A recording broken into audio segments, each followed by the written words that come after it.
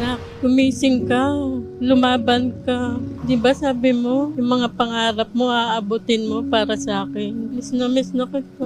Miss na miss ko na yung mga salita mo, Mama. Good morning. I love you, Mama. Kay Maynard, ma'am. Habang nandito pa siya, nakikiusap ako sa kanya na gisingin niya si Shane. Wag niyang sumunod sa kanya. Yun lang po ang pakiusap ko na gisingin niya si Shane. Tulungan niyang gumising. Di ba sabi mo mahal mo si Shane? Ako naman ang makikiusap sa'yo. Tulungan mong gumising si Shane. Please lang.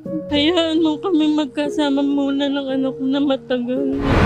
Magpapaalam niya na alis. Alis na po ako. Pagdating niya sa school, Mama, nandito na po ako. Uuwi siya. Mama, pauwi na po ako. Hindi po yan umaalis ng bahay na hindi nagpapaalam sa akin.